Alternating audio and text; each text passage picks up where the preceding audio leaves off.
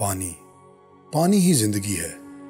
हमारी ज़मीन में कुल 326 मिलियन ट्रिलियन गैलन पानी है। आखिर इतना सारा पानी आया कहाँ से? और जैसा कि हमने पिछले एपिसोड से जाना कि किस तरह हमारी ज़मीन धूल से वजूद में आई, लेकिन ज़मीन अभी किसी जहन्नुम से कम नहीं थी। और आखिर कैसे इस जहन्नुम जैसी दिखने वाली ज़मीन में पानी आ गया? आएं और दरियाफ्त करें कि हम क्या कुछ जानते हैं।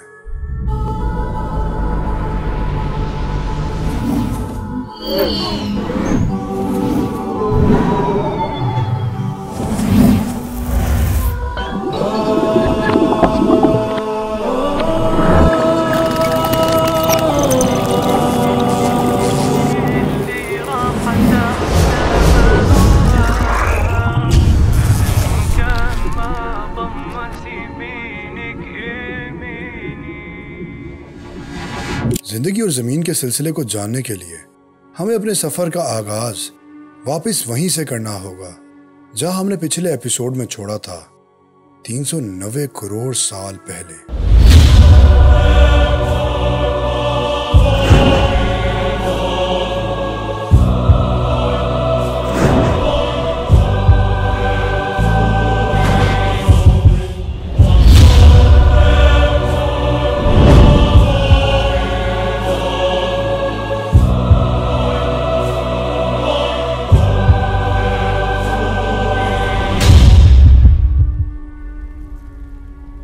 390 करोड़ साल पहले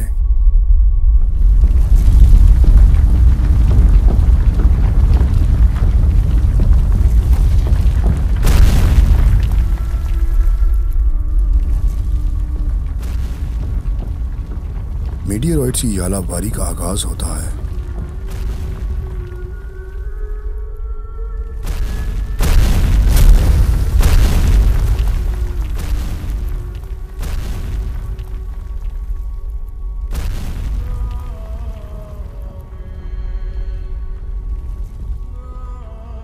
मीटियोराइट के अंदर क्रिस्टल नजर आते हैं जो नमक के दानों की तरह लगते हैं। क्रिस्टल के अंदर पानी की बूंदें भी मौजूद थीं। इन मोहलिक मिसाइलों में ज़मीन में ज़िंदगी के वसी पैमाने का जुज़ मौजूद था। क्या आप जानते हैं, अगर ये हमारी ज़मीन पे ना गिरते तो जिस ज़मीन पे हम आज रह रहे हैं यहाँ कोई ज़िंदगी ना होती।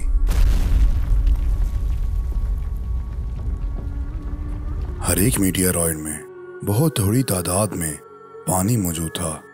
जैसा कि ये अमल 2 करोड़ साल तक चलता रहा तो पानी के तालाब भी बनते चले गए। उस वक्त ज़मीन की बुनियाद पिघल रही थी, लेकिन ज़मीन उस वक्त इतनी ठंडी हो गई थी कि उसके ऊपर एक परत बना सके। अब हवा 170 डिग्री पे पहुंच चुकी थी और अब मुमकिन है कि ये पानी मुस्तकबिल में पीने के काबिल हो जाए। हर घूंट, हर कतरा, हर बूंद जो आज हम देखते हैं और पीते हैं, ये सब करोड़ों साल पुराना है और ये लाखों सालों का सफर तय करके मीटियोराइट के जरिए हमारी जमीन तक आ पहुंचा।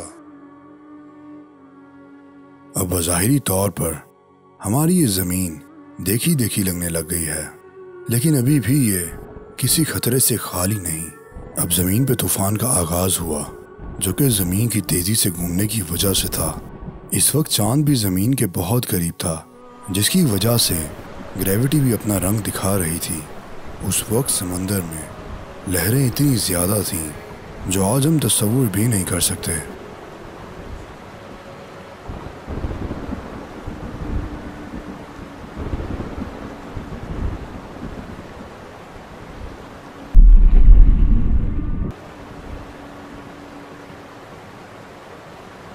जैसे जैसे वक्त गुजरता चला गया वैसे वैसे चांद भी हमारी ज़मीन से दूर जाता चला गया और ज़मीन की गर्दिश भी आहिस्ता होती चली गई।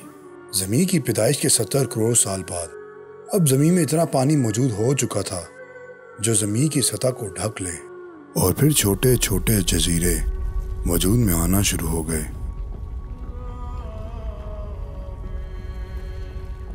समंदर से फिर आतिशफिशां फटना शुरू हो गए और वक्त के साथ ये ठंडा होना शुरू हो गए और फिर आतिशफिशां जजीरे वजूद में आए और यही मुस्तकबिल में آنے والے جزیرے بنیں گے۔ اب سیارے کے پاس پانی اور زمین دونوں موجود ہے، اور اب یہ وہ زمین بنتی جا رہی ہے جسے ہم اپنا گھر کہتے ہیں۔ لیکن ماحول ابھی بھی زہریلا اور درجہ حرارت گرج رہا ہے، اور اس ماحول میں زندگی کا ہونا ناممکن ہے۔ زندگی اور زمین کا سلسلہ تو چلتا رہے گا، لیکن جو بات ہمیں یہاں حیران کر دینے والی ہے وہ یہ ہے کہ اتنا سارا پانی ہماری زمین میں نہیں بنا، بلکہ آسمان سے نازل ہوا اور میٹیورائٹ کے ذریعے ہماری زمین تک پہنچا۔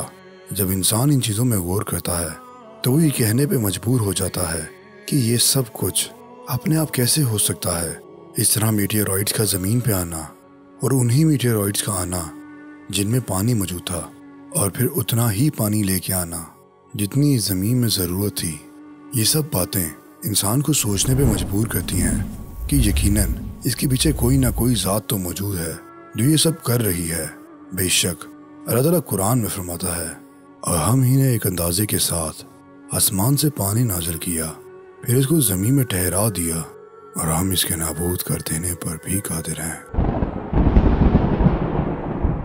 اللہ اکبر۔ اور بے شک اللہ تعالیٰ قرآن میں فرماتا ہے، ہم ان قریب اعتراف میں بھی اور خود ان کی ذات میں بھی نشانیاں دکھائیں گے، یہاں تک کہ ان پہ حق واضح ہو جائے گا اور یہ چلا اٹھیں گے کہ قرآن حق ہے۔ کیا تم کو یہ کافی نہیں کہ تمہارا پروردگار ہر چیز سے واقف ہے؟ Not the eyes that are blind, but the hearts. اور اس لیے ہم کہتے ہیں غور کریں، کیونکہ غور کرنے والوں کے لیے نشانیاں ہیں۔